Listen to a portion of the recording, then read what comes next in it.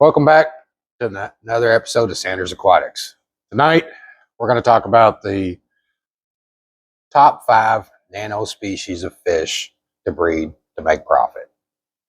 I'm going to throw in a 6 just for fun, just because we're having fun tonight, and I came across a new species the other day that I hadn't seen, and I pretty much sat in front of a fish tank, blocking a fish tank in a pet store, sitting there reading about it, trying to understand as much as I possibly could. It was really cool. So I ended up buying every one that they had. So we're going to try to breed these guys here too. But I'm going to throw them in here because I've done a lot of research on these and I'm kind of excited to breed them.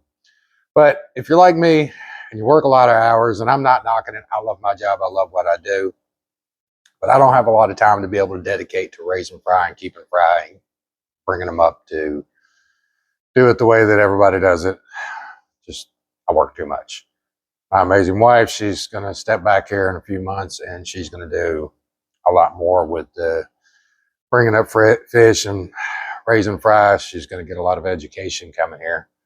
But tonight we don't have Bentley with us. He's a little under the weather. If you're anywhere in the Kentucky area, you know that there is flu and cold going around everywhere. They're shutting down schools. So Bentley, unfortunately, has come down with something, and he's sleeping tonight. So he's not going to be joining us. We're going to miss him, but he'll be back for the next video. So we'll get right into it here. The first species that, and we're breeding these here ourselves, is the Hillstream loach. If you're trying to keep a small tank, under 10 gallons, Hillstream loach will do good in there. They stay small. They get to be about 2 inches, and they're going to breed pretty easily. We failed at our first attempt at breeding these guys. If you watch some of our videos, but we're getting there. We've set up a couple different setups there for them to go through and try to get them to breed. But once you get them to that point, you can breed them, and you really don't have to do a lot other than make sure the tank's clean, keep them fed, and just take care of them. And they're going to populate for you, and they're pretty effortless. And that's a lot of what we're trying after, and we're going to put out tonight is fish that you can breed. You don't have to put a whole lot of effort because most of us work. You can't breed fish and make a hobby out of it, or make a living out of it. It's tough unless you're in Florida or you've been doing it for decades. It's really tough to do that. But the Hillstream loach, like I said, they stay a couple inches. They're real neat fish. They kind of look like a little mini stingray. They're really cool. We did a kind of whole profile and breeding on them there a few weeks ago. If you want to go back and watch that video, it was still a fail. But we'll put another one out when we get real successful with these guys. But once they do, you can get hundreds of them within 90 days, 120 days, and have a whole bunch of them. And they bring a pretty good penny. And lots of folks are talking about them. And they're pretty popular fish now. The next fish, so fish number 2 that we're going to bring into this, and everybody knows it, it's an easy fish to breed. It's a guppy. A guppy will breed continuously, nonstop, forever, until the end of time. If you've ever had guppies that bred, you can break down the tank and take it all apart and come back, and you have fry in there you didn't even know you had in there. But they come in so many different variations, so many different colors. You can get the Dumbo ears, you can get the reds, you can get the blues, you can get the purples, you can get the greens. And these guys will breed like crazy. You give them a little bit of hiding places in there, and they're going to breed. You're not going to get a whole lot for them. You're going to get $1 or $2 a piece, and maybe more if you're breeding some of the harder to find, like the purple Moscows and green Moscows and things along those lines. You might get a few dollars more for each one of those. These guys are going to breed nonstop for you. They are effortless. Same scenario. Keep the tank clean, go through and make sure they got food and the stuff that they need, but it doesn't take constant attention, constant raising, constant taking care of fry. And you can get into generational breeding, and you can go through and make them prettier and better. And that's kind of what we do here. We'll take some of the prettiest, the males and the females, and do that. But if you're going to put them in a nano tank, I personally would probably just put a few males in there in a small tank, because they're a gorgeous fish, and you put a bottom feeder in there with them, and maybe a other fish here or there too, just to have fun with. But they do pretty good. But the girls get a little big for some of the nano tanks. Probably a couple of just the boys to throw in there. The next fish that we're going to get into, it's a pretty, everybody seems to talk about these guys, is the celestial pearl danio, the galaxy reservoir. They're pretty easy to fish to breed. I personally don't have any. I'm looking for a school right now. I came across some the other day. There was 4 of them in the tank, and it just wasn't enough for me to go through and do this. But when I buy them, I want to get me a school of them. They're pretty easy to breed as well. They do take a little bit of effort. You can basically sit you a little Tupperware thing down there in the bottom, put some spawning mops in there, and they're going to drop eggs for you almost daily. You pull them out, raise a fry separately. But they're a hot topic. Everybody seems to want them. They're a popular fish, especially for nano species, and you get several dollars for each one, and they're going to breed for you on a daily basis. The fifth one we're going to bring up here is the shrimp, the Neocaridina shrimp. These guys are all the rave, have been here for the last couple of years, and everybody talks about them. Everybody wants them.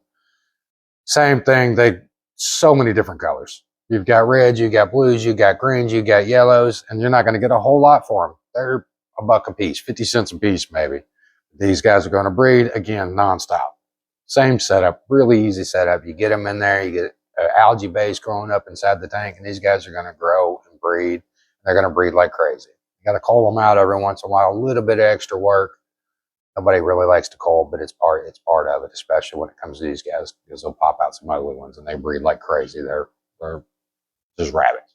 But it's an easy species to breed, and it's minimal effort again.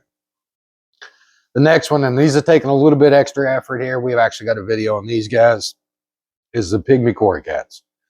Pygmy corycats, they are cute and adorable little fish.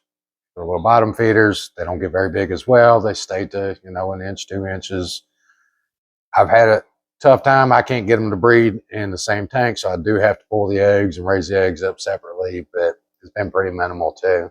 My wife's been helping quite a bit. I do appreciate everything she does and stepping in and helping, but pretty neat little species, great little bottom feeder for a small tank. You can go there and have them in, 5-10 gallon tanks. Just have a couple of them in there. They do like the school, so maybe a little on the larger side. But another easy fish to breed. They're going to populate eggs. Once they start populating eggs, you can pull them out and grow them up fairly simple. Not tough to do. But the last species that we had talked about, the 6th species that we're going to throw in here, is the Furcata rainbow. I hadn't seen these guys before. They call them the fork-tailed blue-eye rainbow. Gorgeous, gorgeous fish. They got these gorgeous blue eyes, the yellow tips on their fins. The males are stunning, stunning fish. And the breeding that I've done on these guys, they breed a lot like your rainbow fish. Like we breed Pracox rainbows, and we'll eventually get into some of the other rainbows. I don't do a lot with them because they take a long time to get to mature size. And I haven't done these Furcata rainbows, but I did come across them the other day in a pet store. And like I said, I sat in front of a tank, sitting there reading and trying to understand everything I could. I might as well have been sitting Indian style on the floor in a pet shop, just blocking fish tanks and nobody else can get to them. But I probably spent half hour, 45 minutes sitting there reading on them and understanding them because I'd never seen them. And I won't buy a fish that I don't completely understand. But I did a setup with these guys that I haven't done with anything other than my other rainbows. And it wasn't successful because I didn't pull the babies when I should have. But I basically took a whole lot of hornwort and I covered the top of the tank, and they laid their eggs in there and babies started populating out. And I was kind of hoping the hornwort would protect them and keep them safe. It did not quite do that. If you've ever kept Pracox rainbows, they're very feisty fish and they're always moving, always dancing, always doing something. These guys, I've done the same, except for they're a lot smaller, and I've done it in a larger tank. I've got them in a 20-gallon tank. Now, granted, they will go in a nano tank and do great and be a gorgeous, gorgeous species that's going to be in there for you. But I've set these guys up and is set up there. Basically, it's all got a hornwort that's covered 90% of the top of the tank, allows them to lay their eggs in there and go through, and hopefully these eggs are going to pop out and we'll start seeing a lot of babies. And if this setup works, I'll run a whole spill on it too. But worst comes to worst, I can go back to running spawning mops and things like that, and they'll populate you probably 10 or 15 eggs a day. But they're hard to come by fish. You don't see them very often. You're going to get 10 to 15 bucks a piece for them. I paid through the nose for the school that I have, but I bought the entire school that they had so that I could raise them up, bring them up, teach you guys how to do it, and maybe y'all can teach me something too, because it's my first go around with these guys and I'd never seen them, but I could not get them when I saw them. But, These are the easy fish that are to breed, to go through and try to make some profit. They're all fairly simple, a little bit of reading, a little bit of understanding. We're going to run videos on probably each one of these so that you can see them. We've got a couple going on a few of the species. As we add them in here and our fish room continues to grow and continue to put them in here, we'll put you up different videos on how we're breeding them, how we're doing it. And right now we're doing it like the working man. The working man every day goes out, you work your 8, 10, 11, 12, 13 hours like some of us do. And you want to come home and you need your vent, your getaway, what you do. My little fish bubble down here is mine. I spend a lot of time down here. I love my wife and kids. I like to see them, but this is my getaway. This helps to relieve a lot of my stress.